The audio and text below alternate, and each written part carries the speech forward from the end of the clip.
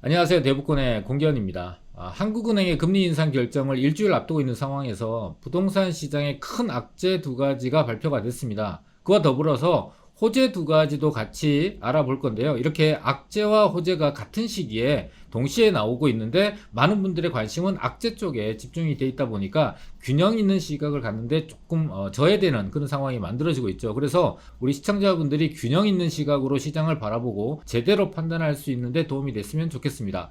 네, 첫 번째 악재는 서울의 아파트 가격이 역대급으로 한 해 동안에 22% 이상으로 하락을 했다라고 합니다. 2008년 글로벌 금융위기 때 하락폭보다 2배 이상이 된다고 하는데요. 한국부동산원이 아파트 실거래가를 기준으로 해서 연간 22.09% 하락을 했고, 글로벌 금융위기 때 하락폭인 10.21%의 2배 이상이 된다라고 발표를 했습니다. 그리고 서울뿐만 아니라 전국에 걸쳐서 인천 22.73, 경기도 22.27, 그리고 대구가 18.33, 부산이 13.72%로 전국에 걸쳐서 하락을 했는데, 이거는 이제 작년에 예기치 못하고 모두가 예상하지 못했던 미국의 가파른 금리 인상, 그와 더불어서 한국은행의 기준금리 인상이 동반되면서 매수 심리가 급격하게 얼어붙었고, 또 고점에 대한 인식으로 인해서 가격이 하락이 됐고요. 지금도 올해 1월과 2월에 걸쳐서 금리 인상이 여전히 진행 중인 상황이다 보니까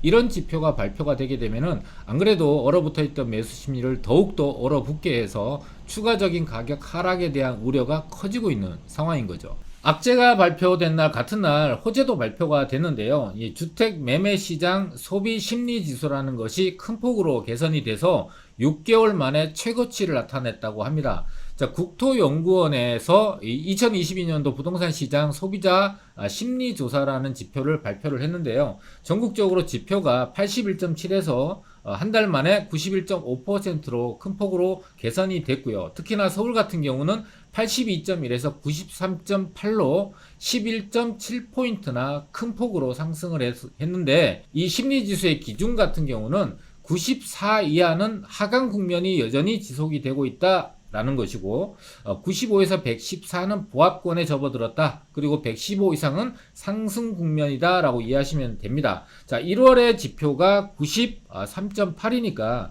보합의 턱걸이가 되는 95포인트와의 차이는 1.2포인트 정도 차이밖에 안 나고, 1월에 이어서 2월의 지표도 나올 걸로 예상이 되는데 2월의 지표는 95, 그러니까 보합권의 초입에 들어가는 그런 수치가 나올 걸로 예상이 됩니다. 그리고 여기서 정부가 거래 활성화라든지 규제 완화 또는 활성화 정책으로 인해서 좀 더 심리가 개선되는 효과를 볼 수가 있다라면은 상승 국면으로 접어드는 시간이 걸리겠지만은 100 이상으로 해서 이제 보합권에 안착이 돼서 심리가 대폭적으로 개선되는 그런 흐름들이 나타날 수도 있다라는 부분을 악재와 더불어서 호재 이 두 가지를 같이 알고 계셔야 우리 시청자분들이 앞으로의 시장을 판단하는데 균형 있는 시각을 가질 수 있다라고 생각이 됩니다. 자, 두 번째 악재는 서울 아파트의 전세가율이 52%로 하락을 했고 10년 내에 최저치를 나타냈다라고 합니다. KB국민은행의 1월 서울 아파트 전세가율이 52%로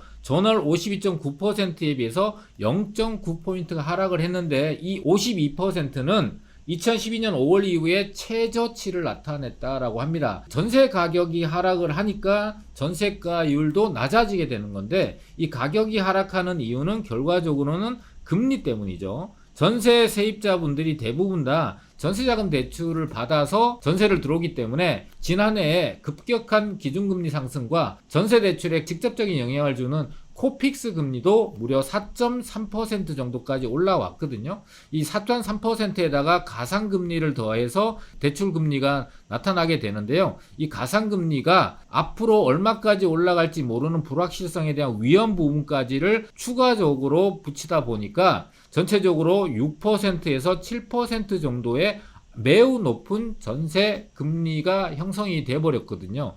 이 전세에서 계속 거주하지 않고 2년 동안에 고정되어 있는 월세로 수요자들이 많이 옮겨가게 돼버린 거죠. 그러다 보니까 이 전세에 대한 수요 자체가 하락을 하게 되고, 수요 찾는 사람이 없으니까 가격은 계속해서 떨어져 왔던 거예요.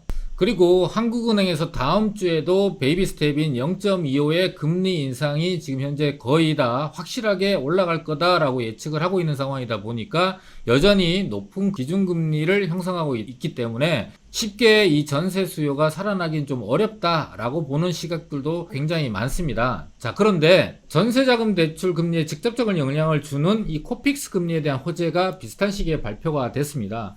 변동금리 기준 코픽스 금리가 3.82로 2개월 연속 하락을 했다라는 호재가 발표가 됐는데요. 자, 2개월 전에 코픽스 금리가 4.29로 이때 당시에 가상금리는 굉장히 많이 붙였어요. 왜냐하면은 그때 당시에 금리 인상이 계속 이어지고 있는 상황이었고 또 예측도 계속해서 금리가 올라갈 거다, 큰 폭으로 올라갈 거다 라는 상황이다 보니까 은행 입장에서는 앞으로 금리가 올라가는 것에 대한 위험 부분을 이 가상금리에다가 몽땅 집어넣어서 2%에서 3%의 굉장히 높은 가상금리를 붙였고 그래서 6%에서 7%의 전세자금 대출 금리가 형성이 됐던 거예요. 자, 그런데 두 달이 지난 현재 2월 15일 기준으로 3.82 거기다가 정부가 우대금리를 줘라, 가상금리를 적게 붙여라 라고 압박을 가하다 보니까 최근에 가상금리가 0.5 내외 정도로 가상금리를 붙여서 실제로 시장에서 실행되는 것이 4%대의 대출금리가 지금 실행이 되고 있는 상황이에요. 그러니까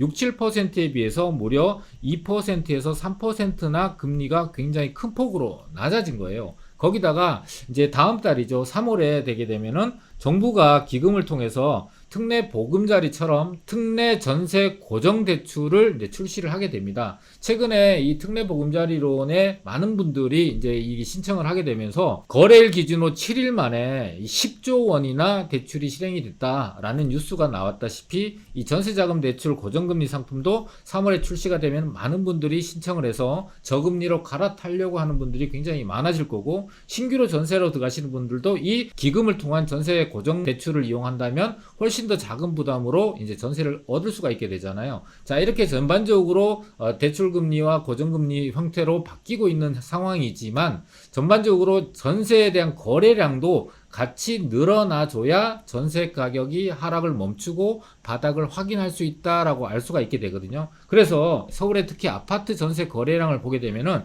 11월에 9,162건의 거래가 이루어졌는데 12월에는 9,400건대로 올라갔고요. 1월에 아직까지 이제 신고 기간이 남아있는 상황에서 8,800건이니까 현재 추세로 간다면 12,000건 정도 이상의 거래가 형성이 될 걸로 예상이 되고요. 또 2월에 지금 현재 절반밖에 지나지 않았는데 약 5,000건 정도의 전세 거래가 이루어졌으니까 2월에 최종적으로 신고되는 거래량을 보게 되면은 15,000건 이상의 전세 거래가 이루어질 걸로 예상이 되는 상황이에요. 자, 이렇게 되면은 전세 거래량도 계속해서 늘어나고 있는 상황에다가 기준금리는 올라가더라도 시장금리는 실제적으로 내려가고 있는 상황이죠. 거기다가 지금 현재 전월세 전환율이 3%대에서 거의 5%대 육박하다 보니까 전환율이 높아지게 되면 월세는 굉장히 큰 폭으로 상승을 할 수밖에 없게 됩니다. 45만원 정도 내던 월세가 80만원 정도에 육박하게 되면 부담을 느낄 수밖에 없는데 전세자금 대출 금리는 낮아지니까 월세에서 다시 전세로 수요가 이동을 하게 되는데 그 시점이 한 5월 이후 정도로 나타날 걸로 예상이 돼요. 그러면은 5월 정도가 되게 되면은 이제 전세 가격 하락이 멈추고 바닥을 확인한 다음에 반전의 기회가 올 수 있다. 거기다가 서울의 아파트 거래량 자체도 최근에 보게 되면은 10월에 560건의 거래량을 기록한 이후에 계속해서 증가돼서 1월 현재 신고 기간이 남아있는 상황에서 1284건의 거래가 기록을 하고 있거든요. 그리고 추산을 한다면은 한 1400건 정도 이상의 거래가 이루어질 걸로 예상이 되고 2월이 절반 정도밖에 지나지 않았는데 한 390건 정도의 매매 거래가 이루어져서 실질적으로는 1500건에서 한 1800건 정도로 마무리가 돼서 집계가 될 걸로 예상이 돼요. 자, 이렇게 되면은 전세 거래량도 늘어나죠. 매매 거래량도 늘어나고 시중의 금리는 내려가고 있는 상황이다. 심리도 호전이 될 수 있는 그런 상황들이 지금 당장은 아니지만 앞으로 2, 3개월 내에 그런 변곡점이 나올 가능성이 상당히 높다라는 걸 우리 시청자분들이 같이 아시고, 자, 이렇게 시장 분위기가 변하게 되게 되면은 많은 투자자들이나 실수요자들이 시장에 참여하게 될 거예요. 자, 이렇게 되면은 시장 전체에서 특히나 서울이라는 25개 자치구 굉장히 넓은 지역 중에서 입지적인 가치, 또 호재가 집중이 되고 교통 여건이 또 인프라가 잘 갖춰진 지역들, 그리고 여기에 앞으로 공급이 부족할 걸로 예상이 돼서 서울시가 많은 개발들을 진행하게 될 건데, 소규모 자본을 투자하실 분들은 재개발, 좀 더 자본력이 있는 분들은 재건축, 특히나 특별법의 영향을 받는 택지지구내 재건축들이 이제 관심 지역이 될 거예요. 그렇게 되면은 우리 시청자분한테 기회는 점점 줄어들 수 있다라는 걸 같이 감안하셔서 투자 계획도 같이 병행해서 세우시면은 우리 시청자분들한테 도움이 되는 정보가 되지 않을까 싶습니다. 자, 오늘 영상은 여기서 마치도록 하겠습니다.